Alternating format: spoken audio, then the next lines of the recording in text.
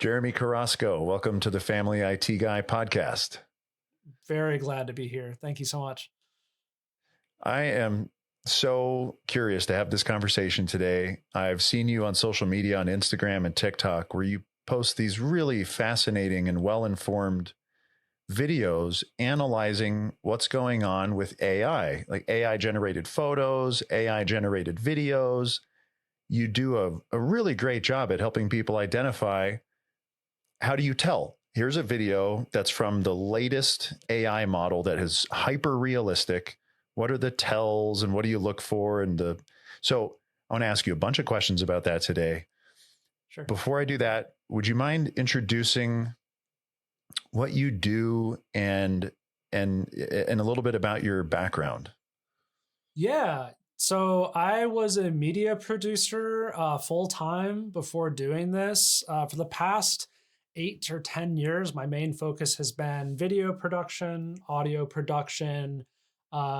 Leading up to the pandemic, then during the pandemic, I was a live streaming specialist. So I was a multi-camera live stream director, not so much like video game, Twitch streaming or Roblox or something, but more like, TikTok does a World Series coverage sort of deal. And so that's a lot of what I was doing Oh, the past 5 years. And that gave me a really in-depth knowledge because I was working at a production company. We were for hire. So some days I'd work on corporate things. Some days I'd work on very casual types of projects or fashion shows or like sporting events. So I got a very in-depth look at so many different parts of like the social media industry, especially because live streaming mostly goes to social media platforms rather than broadcast TV. So developed a very in-depth knowledge of that. And when you're doing live streaming, you have to be super aware of everything from the cameras to the audio quality to how it looks to the viewer at home. So after seeing everything that could possibly go wrong with real video, once AI started coming up, it was all new things that were going wrong, all these new little errors that were happening. And it just kind of stuck out like a sore thumb to me. So by deduction, I was able to figure out how to spot AI videos. And specific to this podcast, I've actually never talked about this publicly, is I was also a piano and guitar teacher as a side hustle for three years or so. So I was at one point actually, when work was down, I was teaching piano to something like 50 kids a week or something like that. Mostly wow. ages 4 to 9 on average. I was never a great pianist, but I was a good teacher and a good person to keep people focused. I went to music school, so I knew all the structure and all that. So, and I even though I don't have kids of my own, I'm a proud uncle, and I like to think that I'm gonna be my niece's favorite uncle. So that's very man. passionate about like making sure that the internet's a safe place for kids on both a macro level and also like an individual parenting level, even though I haven't personally had that experience yet. I'm looking forward to it, but not yet. Yeah. Well, I mean, the uncle thing's the best. I'm an uncle as well. And it's great. And it really, prior to my siblings having kids and me being like directly involved with babies and toddlers and all the things, it's definitely given me a whole new perspective. And then I have a kid of my own now, and it, again, but it's all the same, man. Like the deep love for a youngster, for a little one that you just want nothing more than just if you could give them everything you had, you would, to help them, kind of deal. Yeah. And so it's beautiful. And uncle is the best. It's like the most fun mode because, dad mode is like, it's all stressful. And then you have to deal with all the ups and downs. And then uncle mode is more fun. So. It is. It's been fun. My sisters let me babysit by myself a few times, which has been a cool adventure. So I like to think I'm going above and beyond normal uncle status, but yeah, definitely doesn't stack up to being a parent. I'll cross that bridge one day. No, it's beautiful. Well, I think your background with production and from what I read about you online, like you have you're steeped in a technical background with video production, and as you described as well, which I think it just makes so much sense it gives me so much more context to understand your work with the Show Tools AI channel that you have. and really being able to spot like, okay, a real video wouldn't have that little thing. And so just to start off on some stuff that I've looked at, like some of your themes and things, like one of the things you've said, so you've said AI doesn't breathe. The words just keep coming. And that caught my attention because if I'm watching an AI video, my eyes are focused on trying to capture the weird things in the AI video. But what that tells me is actually I could even close my eyes and just listen to determine if it's made by AI. So would you mind kind of explaining your understanding of that and like how that works? Yeah, AI video only adapted to having audio about not even a year ago. So the way that audio and video interact is very complex in our minds. There's a physical interaction in the real world between something making sound and us hearing it, and it's a very physical process. And in fact, it is in some ways more difficult for let me actually step back and just like give a picture about how these systems are making videos. I mean, what they're doing is they're trained on a huge corpus of data. They're turned into individual pixel patches for each video.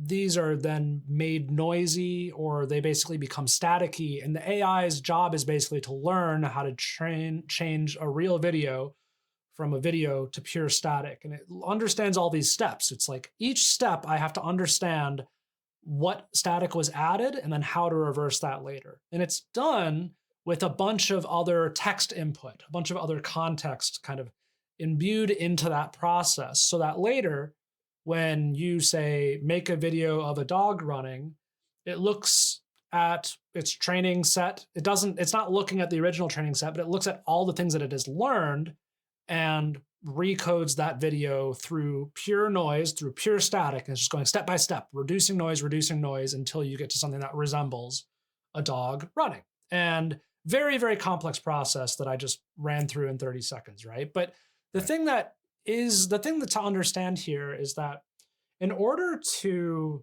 get something meaningful on the output, you have to do a couple things on the input. You have to label it well. So in this case, you might have to say like the dog is running and barking at the same time for the AI to understand that a bark also needs to happen during the run. Now, when it gets all this data in at once, like it might kind of figure out, and it's not a human, but let's just for now, let's just anthropomorphize it a little bit. It kind of learns like, oh, when a dog runs, it barks. But those text annotations can only be so detailed. So in this case, if you have a person on a video speaking, there's only so much human-like detail as of now that's being encoded into it, to the point where the AI would intuit when a human would breathe, or when a human might make certain mouth sounds and not others. So it might understand that a T sounds like a thing that sounds like a T to it, but it doesn't understand that a T is literally like formed by your tongue pushing against the tip of your teeth and expelling air, right? It doesn't understand that intuitively.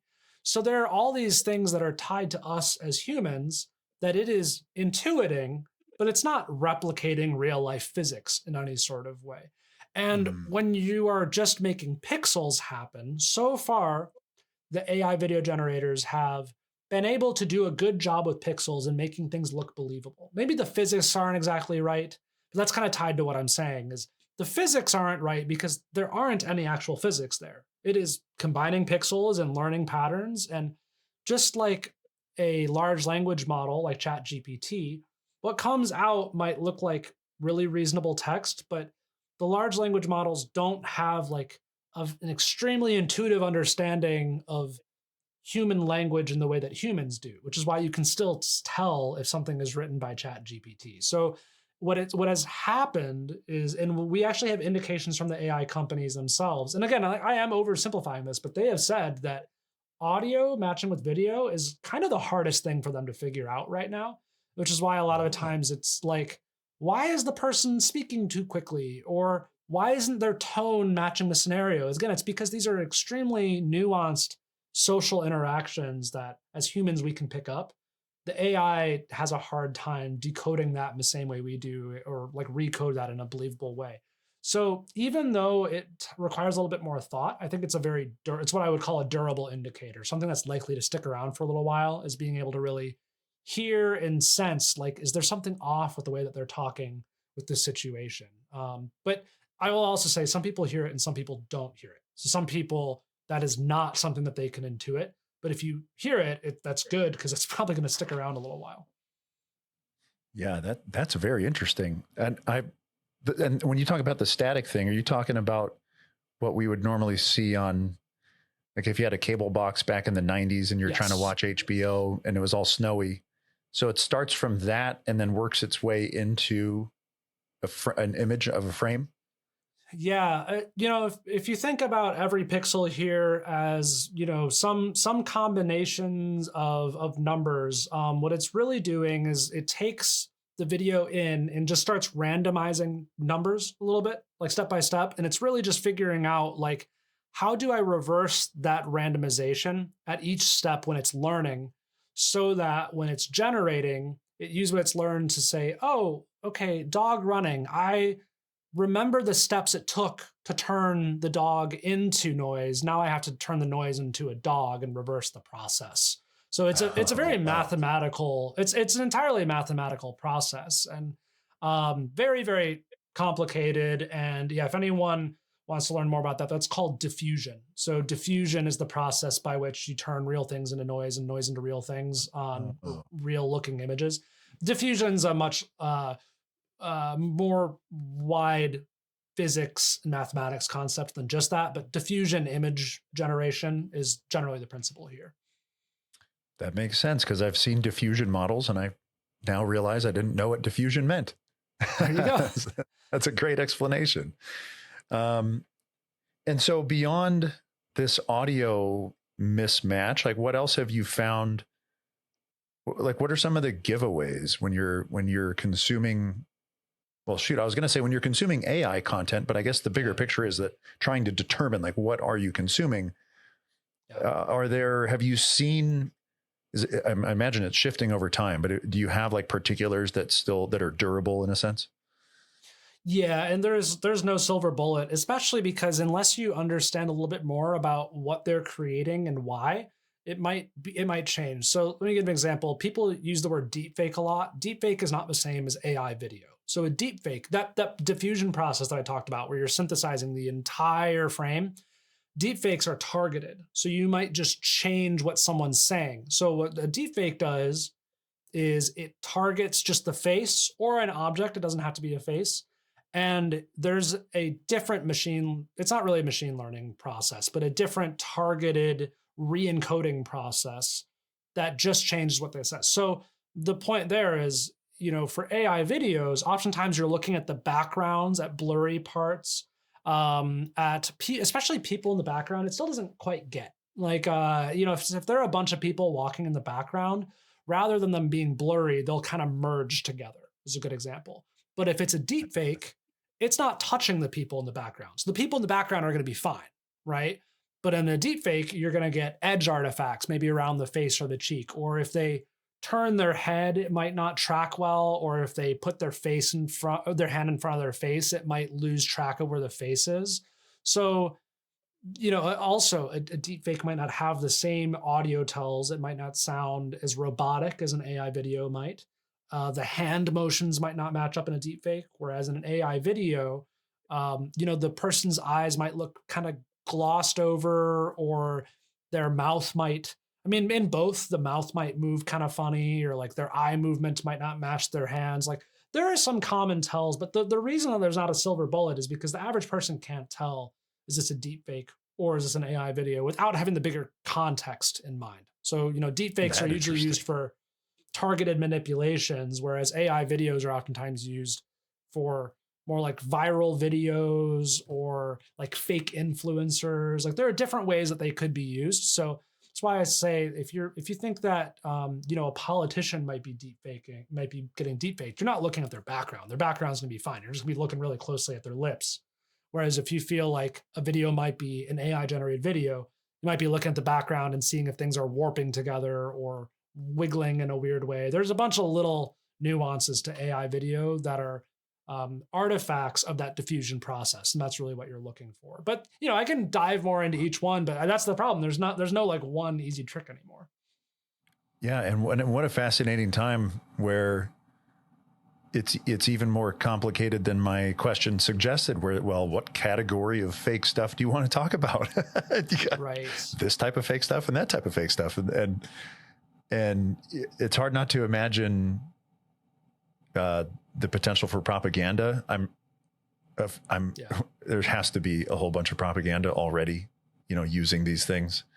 A whole bunch of, every time I see, like when the whole Venezuela thing went down with Maduro being kidnapped, like, yep, all those videos and all those photos of like, which ones of those, like, have you analyzed any of that type of like political propaganda? Have you come across anywhere like, oh, come on, European Commission or White House, like, you guys could do better than that? Have they dropped any good ones? Yeah, because that's interesting because there are some that were real.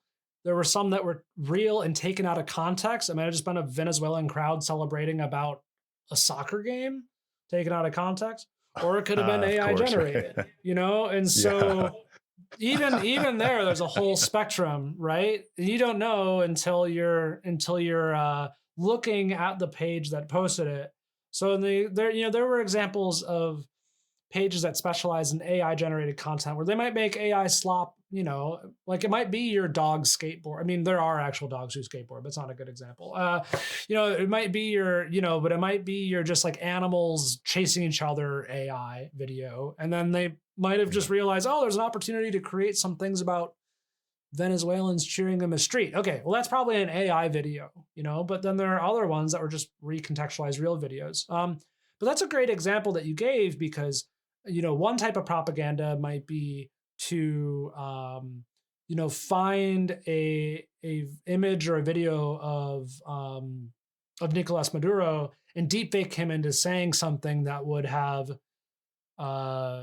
in some people's minds, like validated that they kidnapped him, right? Or that they took him. So that would have been one type of manipulation, right? Yeah. But there's another type of manipulation, which is like, let's make it look like everyone's ecstatic that they took him. So there are different vectors of how and why someone would do a manipulation. But let's just be clear. Most of the AI videos that you see are not deep. I know that they're not the same thing, but most of the like synthesized videos are just AI videos now. Like deepfakes are relatively, like, people understand that those are bad. Like, you're not supposed to deepfake people, but and then there is some crossover with like OpenAI's Sora where it uses AI video technology to deepfake people, so there is crossover, but a lot of the AI videos people are seeing or that you'll just see virally online are what people might have called AI slop, which is just like sensationalist videos made with AI technology. So I think when people ask about how to spot AI video, that's really what they're looking for is like, how do I get the AI slop out of my feed? Because I think that's what people are seeing too much of. And how do you go about the world now? Have you found that how, as you peruse your own social feeds on your phone, how often do you just have skepticism with every single thing you see, or are there certain things where that'll just grab your attention? Has it spoiled your ability to consume content in general, like knowing what or what's that been like? Yeah. Well, for me, it's interesting because I generally understand what is more likely to be AI or not based on the type of content. So I'm a big music guy. I know that AI can't do music performances well because I understand what they look like. Or a lot of the content that I watch are YouTube channels that I subscribe to or that I know personally, where I know that they're not going to be watching. I'm not worried about it. That's my biggest tip for people. Is the first step is understand who you trust and spend more time watching the people you trust rather than relying on the For You page or Reels or whatever the recommended feed is to feed you everything you're watching, because you can't reasonably vet every little thing. But also, that allows you to not be so paranoid all the time. And, you know, again, you don't need to be too paranoid about everything. I would just be wary of anything that you come across on like a new social media feed that like really changes your worldview in any serious way, unless you vet it to make sure that it's actually like a real thing. And use those AI videos that might be more obvious. Like if you come across an obvious AI video, maybe go to that page that created it, watch a few more of their videos just to see like what else is out there, so that you're aware of it. A good example right now is there are a lot of AI generated influencers that have they have very distinct patterns to them. Like they usually, first of all, have only been posting since late last year because that's when the AI video technology got good, or they like lean more when on Sora photos. came out, kind of thing. Basically, yeah. Sora, and then VO 3.1 after it. You know, that's a pretty big tell. Not a lot of adult people just like discovered social media in late 2025, especially if they are attractive and selling supplements. They were probably doing that before 2025. You know, so that's something where you don't need to be good at spotting AI video. You can just be like, oh, like, why is this person already selling supplements and they didn't post until January? Like, that's pretty weird, you know? So, you know, there are other ways to figure it out that aren't being like hawk-eyed about everything you look at. Yeah. Yeah. It's an interesting, like, I mean, it sounds to me that, you know, critical thinking is a high value activity, and maybe enough skepticism just to think like, okay, if having the awareness to catch that, oh, that just potentially shifted my opinion on something or shifted my view, and then digging, you know, opening the account and actually taking a principled view at like what the real deal might be. Yeah. Also, just being aware of what's just trying to grab your attention and just grab your attention is a big deal. A lot of creators, when I say creators, I mean like people who are actually in this for the right reasons. They're not just like there to rage bait you or like, you know, doing just like, no offense to like the people who just like eat food on camera loudly, but like, you know, I mean, it's like, I don't know. Like there's just an element here, which is like find people who are doing actual creative things, and like you're less likely to find AI in those places because that makes those a are lot of places sense. where the human connection really matters. So another thing you've said is, so you've said that only the bad AI videos are easy to spot and that the good ones go unnoticed. And so I think in context of parents and, you know, parents trying to learn this for themselves and parents trying to set their kids up for success or, you know, help their kids navigate all this.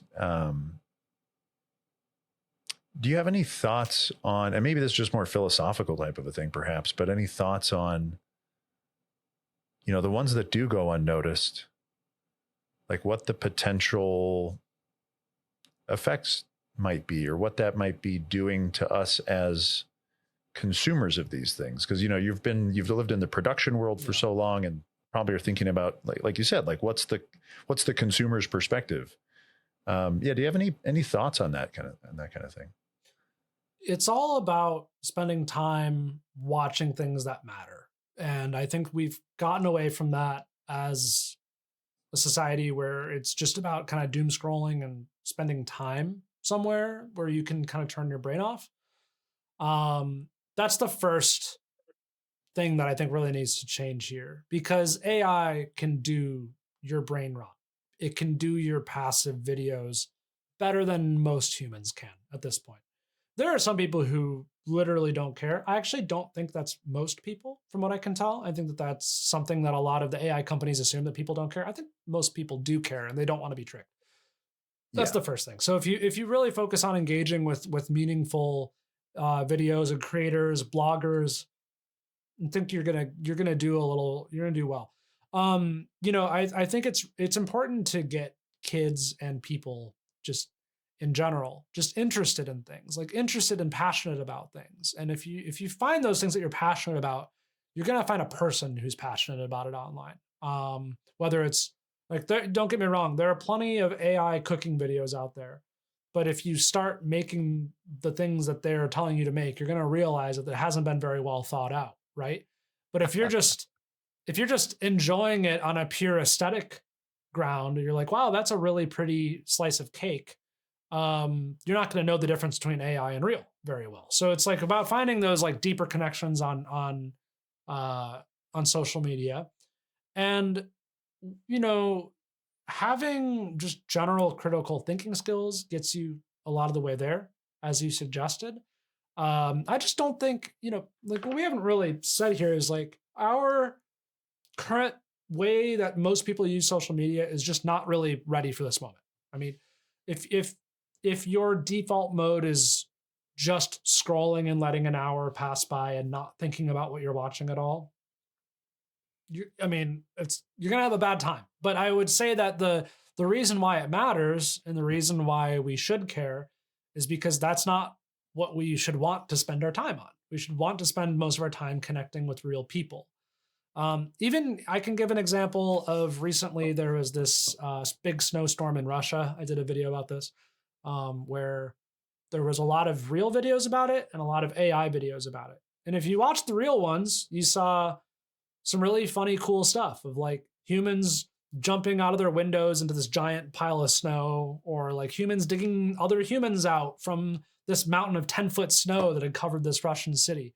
If you saw the AI ones, you saw people like skiing off of rooftops down giant snowbanks. Like that didn't happen. That's not the real story there. The story isn't that there was a bunch of snow.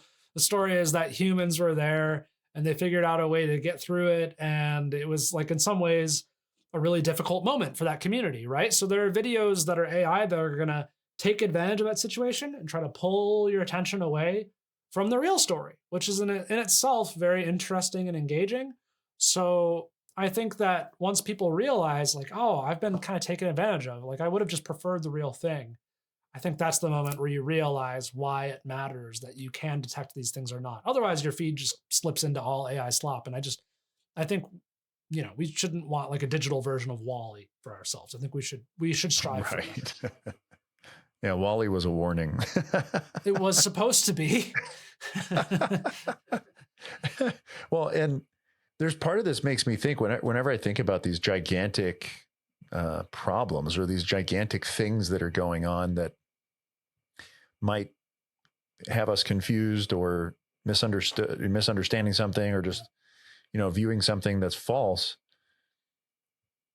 It's like these things are so big that maybe there's a really positive thing that will come out that will encourage more skepticism, more critical thinking, maybe would encourage taking nothing for granted. Like if it comes to you on a screen, that you don't take it for granted, because I think that's a big skill that I think is worth trying to impart on young people, is like, if it comes through the screen, don't assume it's true. I think, I don't want to quite go that far with it, because I do think that there are meaningful connections you can make online. Like I know that, a lot of kids spend their time on video games with their friends, where that is a form of socialization. Like at this point, I'd probably, and I understand all the controversy around Roblox and whatever, but I mean, if your kid had the choice between being on Roblox with their friends or doom scrolling YouTube shorts, there's no comparison that they should be on Roblox engaging with real kids. If you had to pick between the two, for sure. If you had to pick between the two, and versus like they will not have the media literacy skills to know if they're watching harmful AI slop on YouTube. That's not something that you're going to be able to develop in them until later in life. Right. And so, that's one thing. But yeah, the positive I can see from this is generally what you're saying, which is, first of all, we have to remember that, for me, I've seen a good version of the internet where it was mostly about communicating with friends and making plans to go to parties and go to the movies. And, that wasn't that long ago. But the difference was that we were sharing photos with each other. We were instant messaging each other. Well, that's what iMessage and WhatsApp do now. So I think, that is what's happened is a lot of, Instagram and Facebook and TikTok and YouTube have all become primarily broadcasting platforms or like platforms for parasocial relationships with people you don't know, rather than what they were originally intended to be. Maybe YouTube not specifically, and TikTok I Yeah. kind of really promoted this world, but of engagement based platforms. But once TikTok became an engagement based platform and it was more about having the algorithm decide for you what to watch, and it became clear that was very addictive to us. A lot of things changed. I'm not saying it's TikTok's fault. I think that there's been a slow progression towards just engagement based feeds.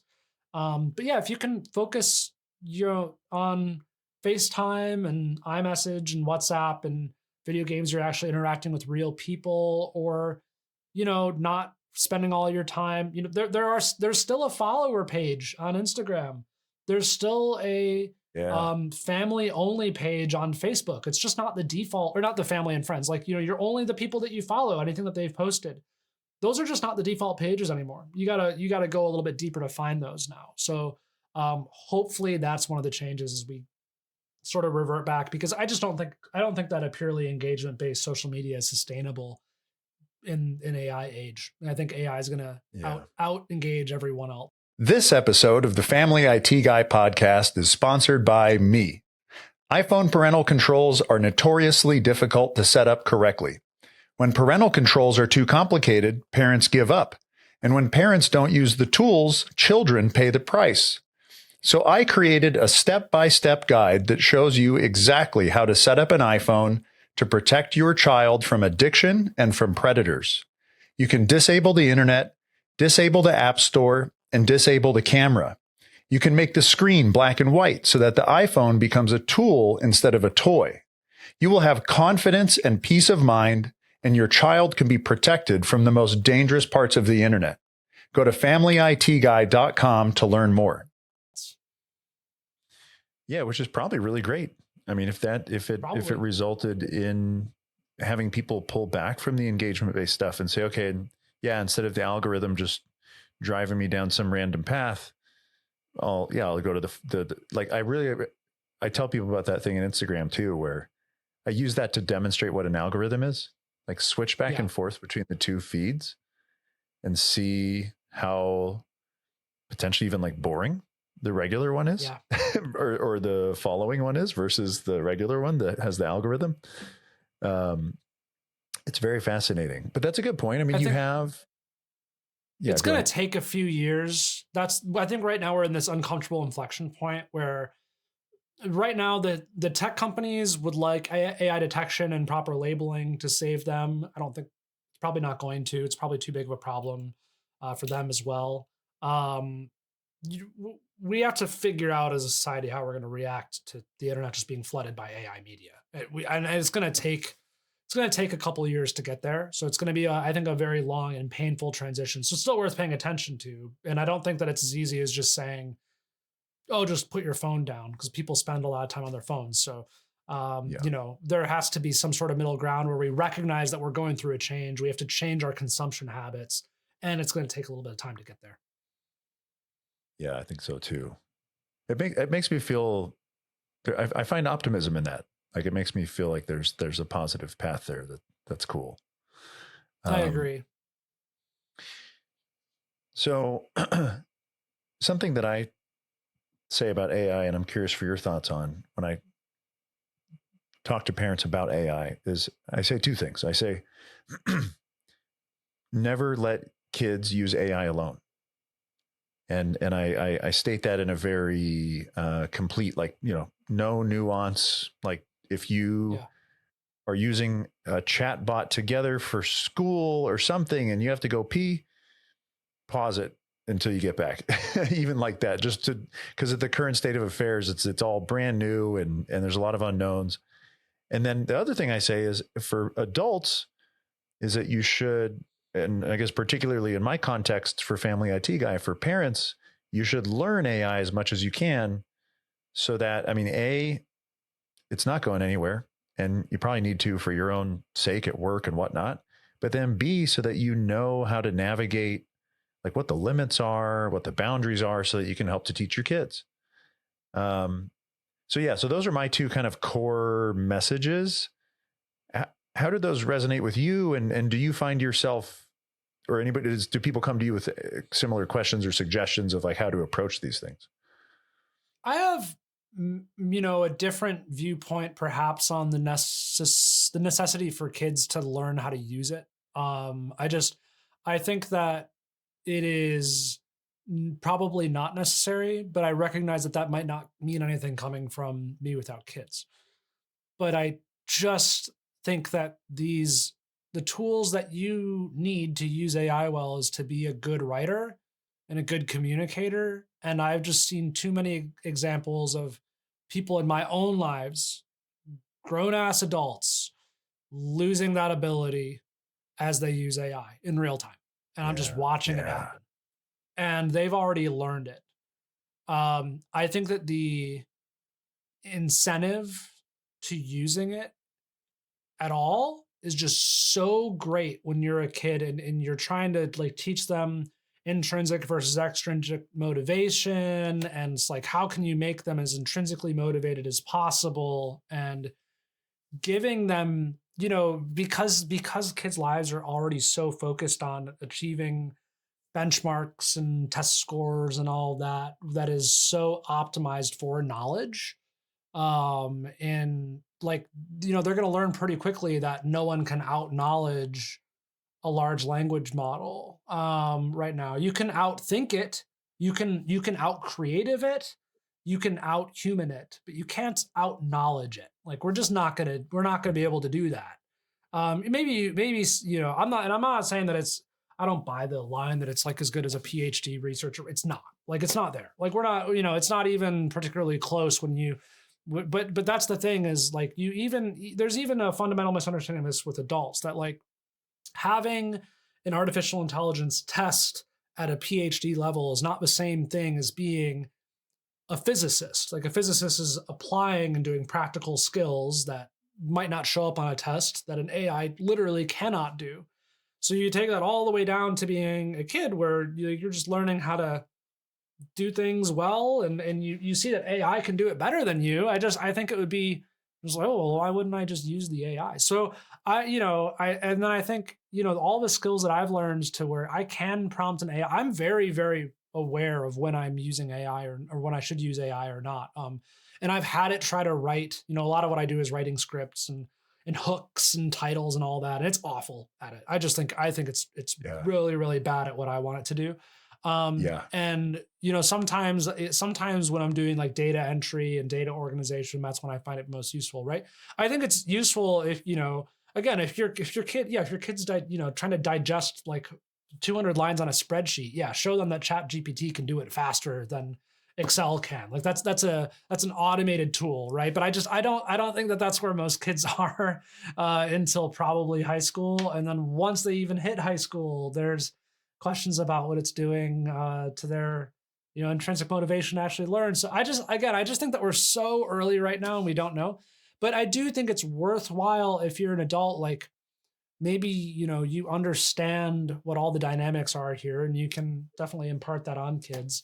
I would just say, like, if it were me right now, I would keep them away. It would even go so far as if I would have personally conversations with like my kid's teacher to see like where they are on it. I mean, I think it really goes this deep because just like we are at a inflection point with content and how people are consuming it, we're at an inflection point with education right now and how we are measuring students' success and how we are like what the point of higher education is for. Like, I mean, these are very, very important questions for us right now. So it's so early for us to be talking about it. And that's why at this point, I probably would stay away from it. But I also understand the idea that you need to be able to use it well. I think that if you're a good writer and a good communicator, you're going to be able to use AI when you get older. I mean, it's not rocket science. It's like you talk to it like a human, and if you're a good communicator, it will be helpful for you. Yeah, that's fair. Yeah, I think that's a good assessment. And I think the same thing about it's how early it is, because I've been exposed to different technology life cycles throughout my career where as technologies come and go, when they're brand new, they're always in a riskier state. Like if you use the first version of a brand new system, it's likely to have bugs and problems and things. Yep. And then as it matures and it gets to more like general adoption across, non-technical audiences and stuff, and then it gets to smooth out. And then eventually for the really big stuff, it gets to the point where like everybody, Facebook is a classic example of a product that has mass adoption and is very mature. And these AI programs are still in their early adopter phases. So whenever I think about like kids interfacing with tech, my general preference would be that kids, if they're going to interface with technology, that it be very mature, like very well understood. We've experienced all the problems. The adults dealt with those, and then we give the safe version to the kids, something like that. And so we're still in this like really early adoption part of the life cycle. So yeah, we're probably a research breakthrough away from that safe version, honestly, just with the way that large language models work. I mean, with the just inherent nature of the probabilistic nature of them, like in order for them to be safe to use for kids so that they don't fall into any one of the many, many traps that large language models can bring you down, we probably need other research. But I mean, at the end of the day, it's funny because it's like, you need determinism, you need good old fashioned programming to probably help with some of that. But that's just not the direction we're going right now. We're currently, as of early 2026, still hurtling towards large language models doing more. And like, we're now starting to even see some of the like most, like Salesforce, I just said, it's like, oh, we started doing some deterministic programming with our large language models. It's like, oh, so you mean coding? You mean you went back? You realize that like sometimes you just need some lines of code. Regular old software. Yep. Where 2 + 2 always equals 4. Yep, exactly. Yeah, the probabilistic nature thing is it's almost funny. It's so odd, where you get a different response each time. And I see it all the time because I use Claude Code a lot, and I write a lot of software and stuff with it. And I have like rules that it's supposed to follow, and it's entertaining to me almost, where I see it follow them in a different way every single time because of its probabilistic. It's like, this is really odd. Yeah, I learned I'm not fit to use Claude Code, and it takes a really good engineer to pick up when it's not following the rules correctly. So that's not my space anymore. Yeah, it's still there. It's still in that place where like you need to have some IT, savvy, some background with like spotting where it's going wrong. Cause that happens all the time. Like I'm constant like, oh, don't do that. That's going to be a security flaw in 2 years if we go that way, Okay. So you've said that you'll never let, and correct me if this is wrong, but what I understand is you've said that you'll never let AI generate your own face. And so if we map that to parents and kids, how might parents learn from that, and where they might want to draw boundaries with themselves and with their kids when it comes to this stuff? First, I want to distinguish between private AI use and public AI use. I think that's a big thing, which is if I know that, I have friends who will like mess with other friends by like putting their face on something. Like, I mean, look, we know it's a joke, right? And I do think that there will be some super anti-AI people who would say like, oh, it's bad for the environment. Oh, like you're using stolen data. And like, I understand that argument, but that's not going to stop everyone from just messing with their friends on a text thread. So we can put that aside, or like, making a creative thing for your kid if they get a lot of joy out of it. I've seen great examples of that. And I really think that that is the thing that even the AI companies themselves are promoting, because that's how they understand that is like the most ideal way that people could be using this, is like, making their kid's stuffed animal fly on a rocket ship. Okay. So I want to separate that out. I'm not talking about that. I'm going to talk about public AI use and how you are representing yourself. And I think that the reason this matters is going to be, and already is to some extent, impossible to check every single video or photo that someone shares to see if it's AI.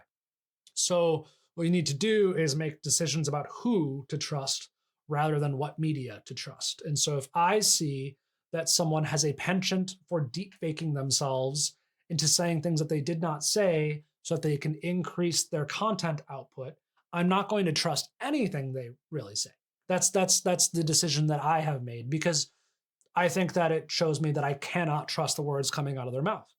Now, of course, I can personally tell the difference when someone's deepfaking themselves for when they're speaking. And, whenever someone's just like, oh, did you notice I was like all this whole time? I'm like, yeah, I actually did. I know a lot of other people wouldn't, but, so like I can tell the difference, but I still was just like, why are you doing that? And then again, it's the incentives right now are to optimize for engagement. I get all that. So people are doing that right now. I think that for me as a creator, showing that I would use AI to deepfake myself to like increase my output or something would just kill my trust.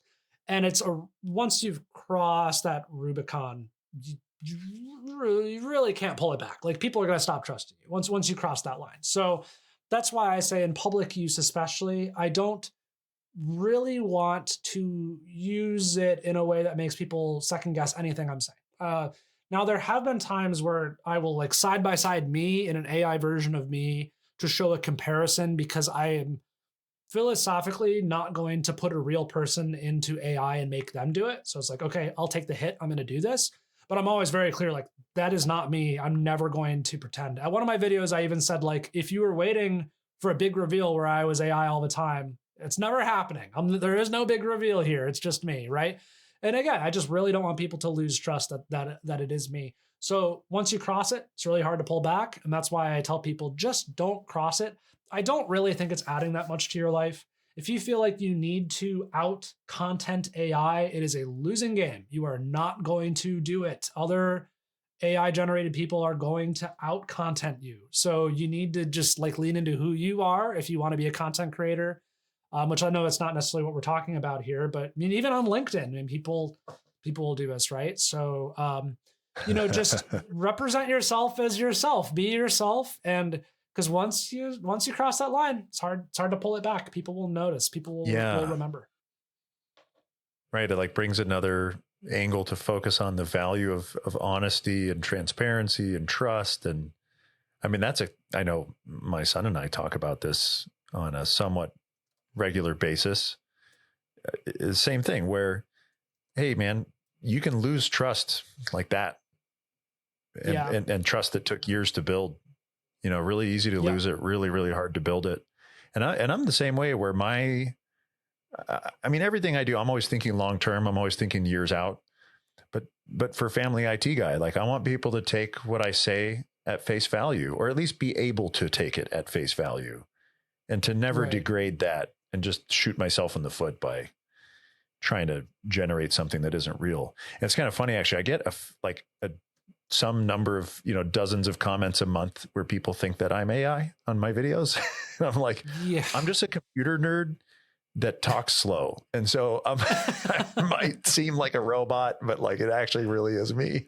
It's a great example though. It's like, you have no need to do it. Like, I think this is where people it's like, why are you paranoid about the computer nerd who's like talking with real people? It's like we're, this is what it was supposed to be for. So that's not when you need to be, that's not when you need to be paranoid.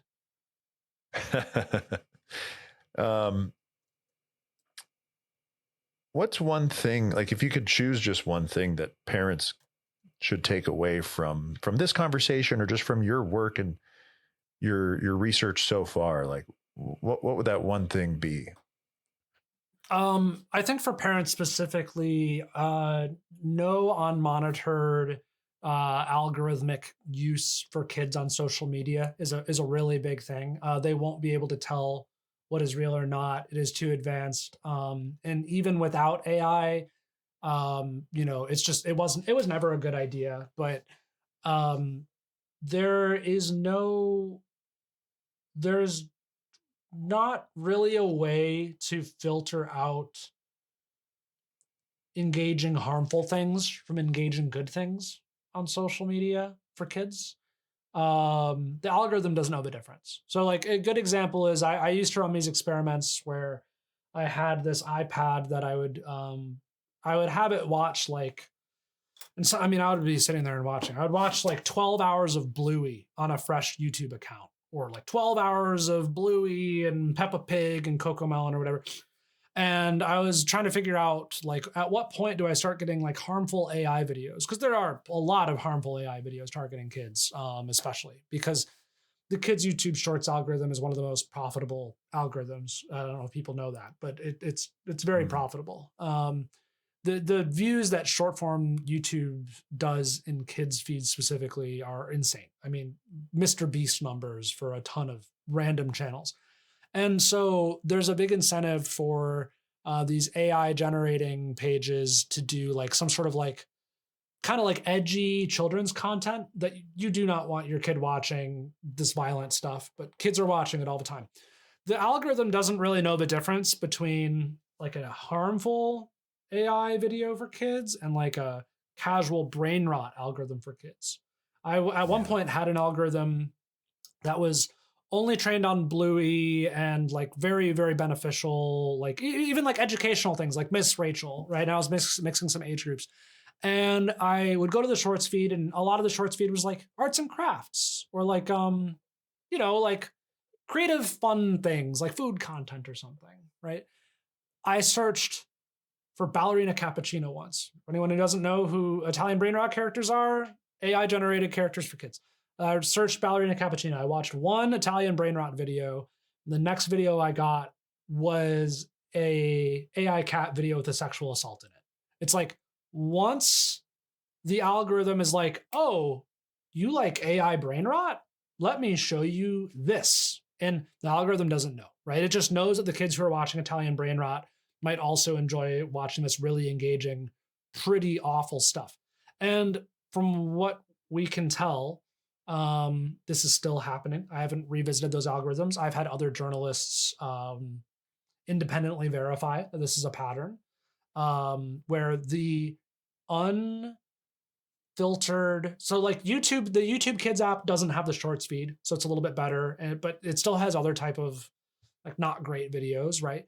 But the regular YouTube app is 23 times more popular than the YouTube Kids app for kids. It's crazy. YouTube on Safari is 20 times more popular than the YouTube Kids app for kids because they just search YouTube on their iPad. They're not worried about clicking on YouTube Kids, right? That's how a lot of this stuff pops up, and that's how kids get upset or like get nightmares about a cat or get nightmares about bugs, because a lot of these videos are like bugs eating babies or like these anthropomorphic cats like abusing their children. I mean, it's really dark stuff, but it looks like a kid's video to them.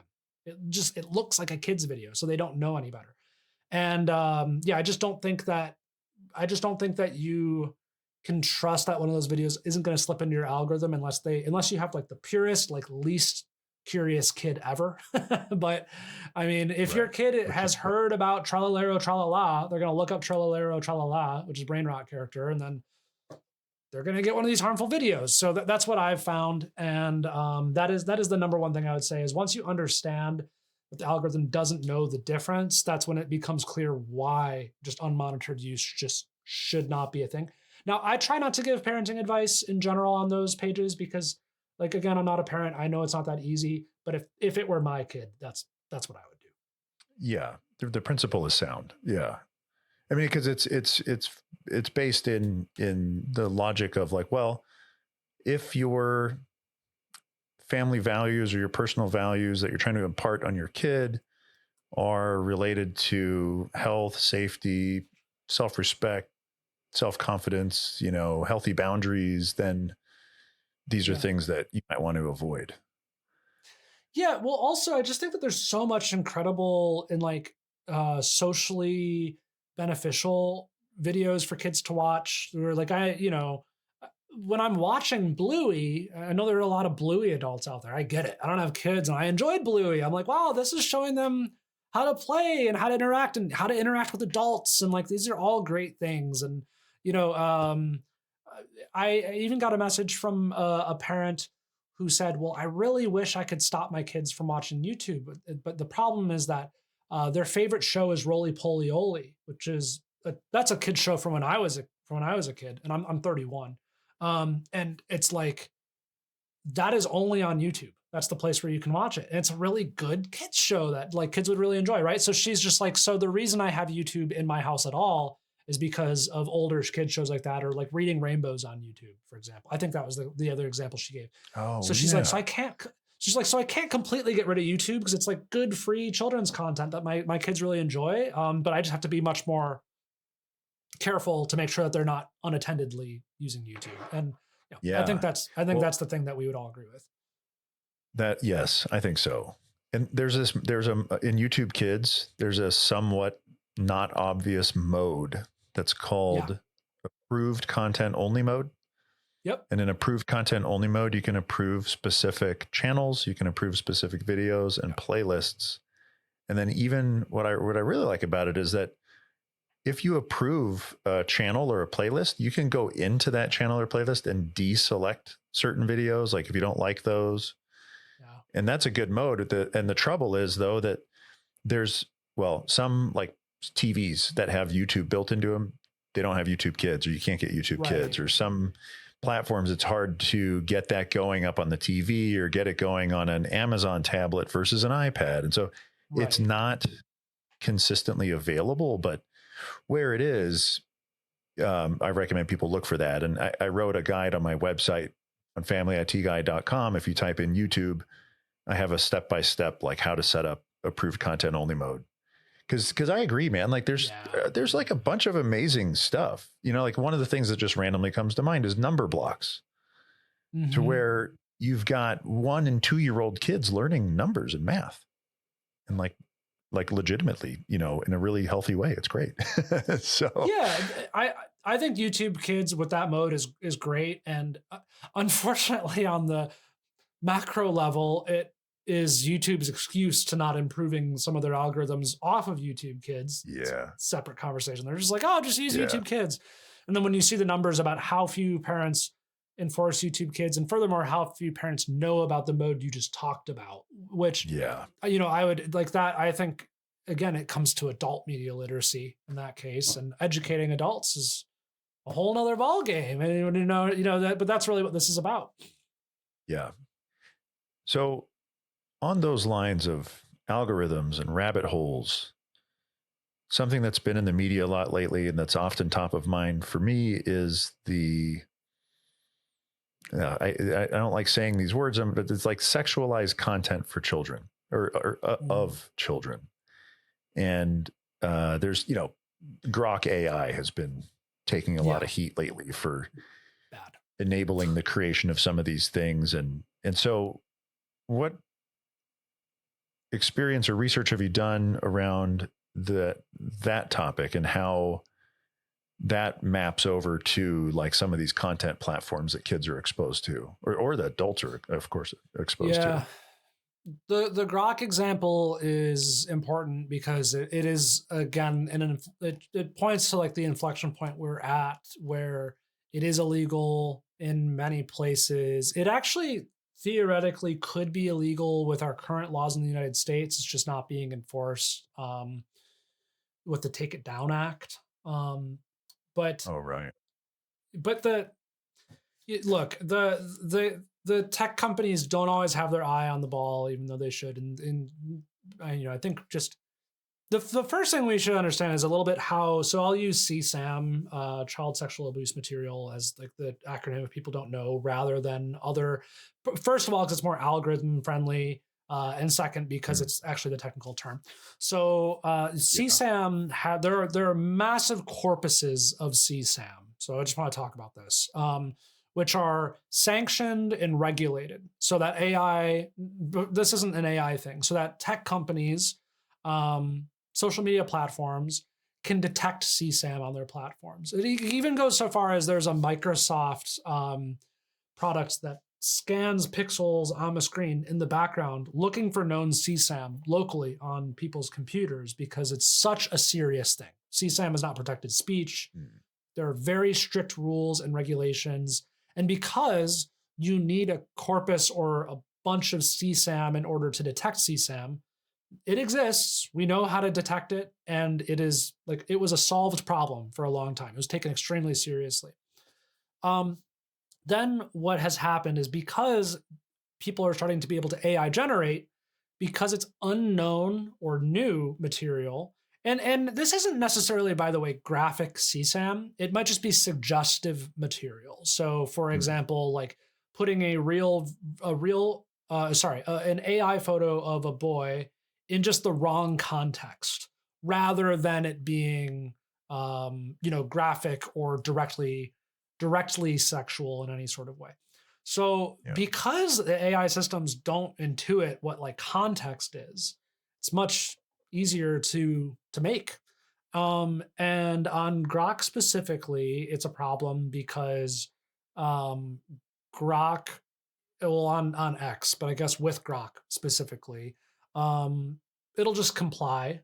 Not all the time. Like it will turn down, like it will sometimes detect that it's making a photo of a kid, but not always.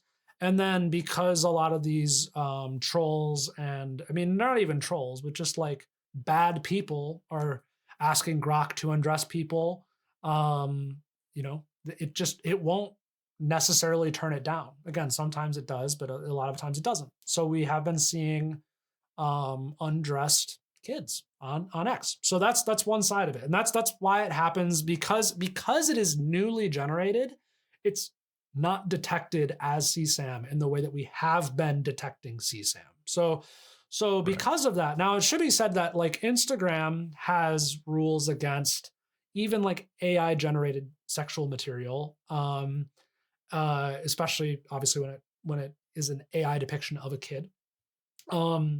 But it's hard to enforce, and I've seen them fail to enforce it on Instagram too. One of the tips I would have for parents is do not, and I don't think a contra will take, but do not create a page posting your kids' activities because they show up in CSAM adjacent feeds. And I know this because I've tested it and I have followed accounts that are doing suggestive CSAM adjacent material with AI. And then if you follow enough of those accounts, you do end up with real accounts, oftentimes posted by parents of their kids in that context. It's not that they're using photos of your kids, just like it'll be a photo of, I'm not going to describe it, but it'll be a photo of sexually suggestive nature created by AI with a kid involved. And then right under it is a real girl performing a gymnastics routine or something like that. And then it's another sexualized version. And so again, the algorithm's just picking up who's watching what, and it doesn't know that one of these is AI, one of these is real. It just knows that there are some predators out there who are watching both of these things in their feeds. And it is a really big problem because it's creating an on-ramp for people that did not exist before, because a lot of the AI sexualized accounts on Instagram are using hooks or styles of video editing that might be suggestive and sexual in nature involving kids. And if you follow one of those pages that does that and you see one of those, it can devolve further. So I think it's a really scary situation that's happening. I've tested it. I've seen it happen. I've seen these rabbit holes turn very dark and very real very quickly. And the thing that I have definitely landed on is I now have seen firsthand why you should not post photos of your kids on social media. And that has been a very frightening realization for me. Yeah, it's one of my, I don't know how else to put it, but least favorite things to tell people, because I love the idea of being proud of your family and wanting to share what's going on and how much you love your kids and how, all the things that you're doing. And sometimes even in a otherwise relatively private Instagram account. But a lot of those private Instagram accounts could have 100, 200, 300 people that you don't know who's who and who's doing when you really don't know. Yeah. And it's too bad. And so then, you have to go to, people ask me a lot, well, then what should I do? I want to share my stuff with my family. So then you got to do it via encrypted sharing things like, there's a company called Proton. They make a thing called Proton Drive to where Proton can't even see your photos. You can see your photos. And if you share them with somebody else, that person can see them and that's it, or share them on Signal, that way you can see what you're sending. The recipient can see what you're sending. Nobody else, Signal can't see it. Nobody else can see it. Because I agree. There's this stuff, the scale of the problem is so big and then we've got schools posting photos of children on social media. Yeah. Because they think it's fun. I mean, and I don't mean that in jest, like they really do. Like, this is fun. Look, we're posting a thing of our sports thing or our art event or whatever. But yeah, I agree, man. I think that's what the Grok thing, I made a video the other day on it, basically saying that, like, this is a reminder that we shouldn't post our kids' faces and photos on the internet. That it's we with have Grok, to be, it's very direct too. I mean, it's just in the social media app, just like Grok, remove clothes, and that's all you needed to say. And I think that was that should be pretty alarming that a tech company would make it that easy without thinking about the implications of it.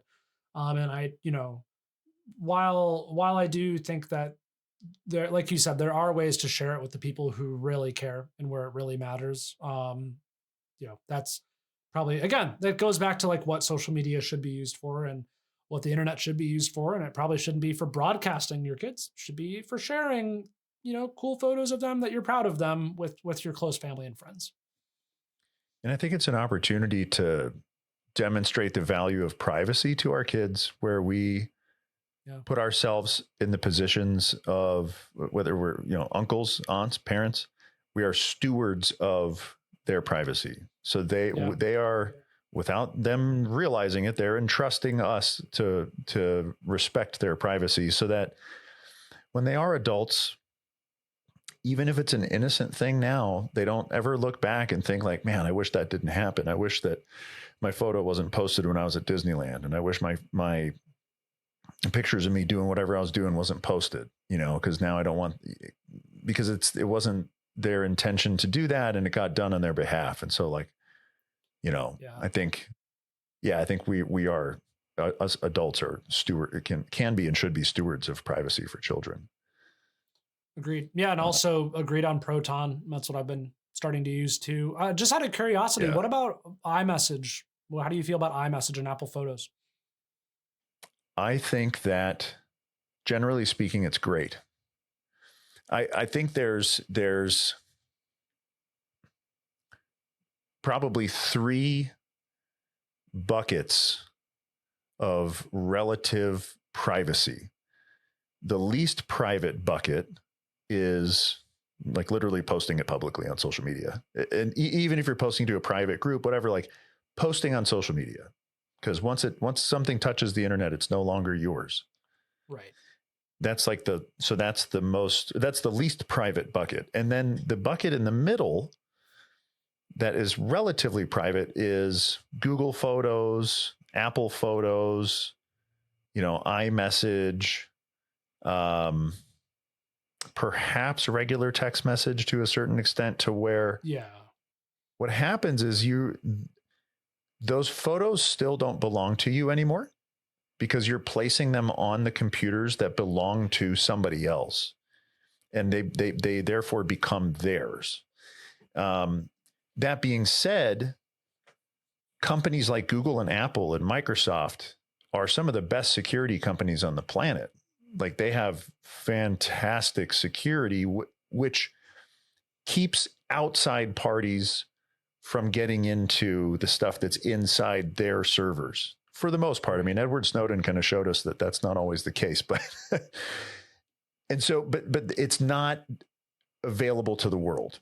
It's only available to Google and Apple and Microsoft.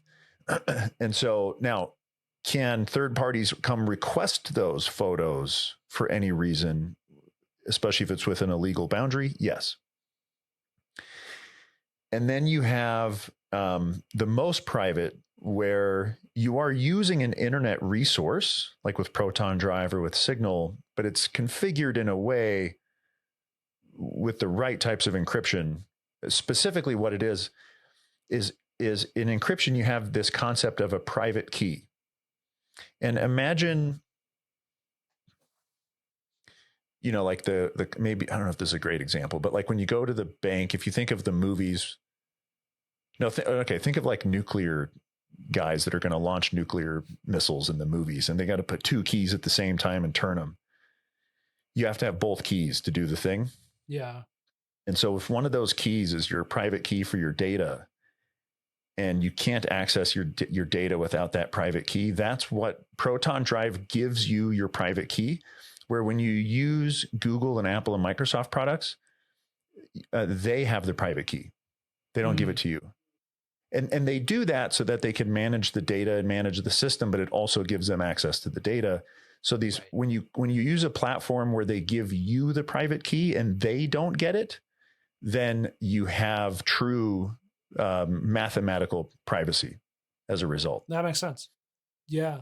Yeah. So those are something kind of that that's how I think what was really interesting to me, and this is an example of, I'm also using this as an example of like AI detection, is when I was visiting my family over the holidays, we realized that my uncle, who had been in the Apple ecosystem since 2006, had a lot of photos of all the cousins and us as kids, and it was to the point where he could just type in Jeremy Carrasco in his search bar on Apple Photos and get a picture of me when I was 10, and I was like, oh my God, I could not believe how it was able to trace my face back. And I'm actually giving this as an example of, like, I think it's actually a relatively good use of that technology, of that I was able to just search for my face and send me all the photos, which is great because now I have all these photos of me that I didn't know it had existed until this year. Oh, that's cool. Yeah. It also shows that AI,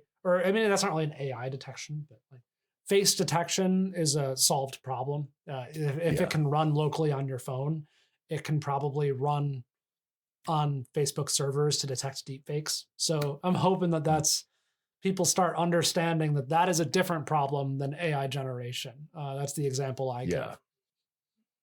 By the way, another thing worth noting on the Apple stuff specifically, Apple is one of the very few companies, I'd almost say only company, but I'm not 100% sure, that offers the choice to where you can ask for your private key and they'll give it to you. Huh. So they have a thing that's called advanced data protection mode, and you can turn it on in your iCloud settings. Now, when you do that, I don't generally suggest that everybody do that, because if you lose that private key, you lose access to your iCloud account. Yeah. Same thing for Proton, by the way. Like, Proton has a thing on their website. Like, if you forget your password, we can't get you back in. So don't forget your password. And they have like recovery mechanisms. You have to print stuff out on paper. Same thing for Apple. If you turn on advanced data protection mode, you can print out your private key. It's a bunch of random characters on the page. And I reckon if you do that, you should print out multiple copies and don't label them. Don't say, this is Jeremy's iCloud account. Yeah. Don't label them. You know what they are. Place one in your safe at home and place one in a different bill, at your parents' house in a safe or in a bank safe deposit, so that you never are without a copy. Right. Interesting. Yeah. And so that stuff is really good. And yeah, I mean, the face detection stuff is amazing. And I remember the technology to figure out what's going on in photos has been really good for a really long time. I had a friend of mine in 2014, we were at a wedding together, and he was one of the software engineers for Google Photos. He worked for Google. And he was telling me, he's like, we don't even need you can put GPS data inside of a photo, right? And figure out where it was taken. He's like, we don't even need the GPS data to figure out where the photos were taken with like a high level of certainty. We can use all the photos that we've ever seen. And if we can see out the window or we can see an object that we've seen before, then we can figure out that it's in the same place. And then also, since we're following your Android phone everywhere you go, we can then extrapolate that if you took a photo here at this time and then you were over here at this time, like that we know what the breadcrumb trail is. And that was 11, 12 years ago. And they knew everything that's going on in the photo, like who and what and emotions and places and all, because they're an advertising company and that helps with their targeting, of what you have going on in life, what kind of bag you're holding. And so in 2026, I mean, this stuff is, I figure if you let a photo of yourself, or you let in this context, so you let a photo of your kid touch the internet, those computers that are run by these companies know everything in that photo, like every little detail that you'd never imagine. So definitely. So yeah, Jeremy, where can people follow you if they're interested to follow your work? Where should they find you? Well, right now I'd say just look up Jeremy Carrasco on your preferred platform. I'm going to be relaunching a platform maybe by the time this is out.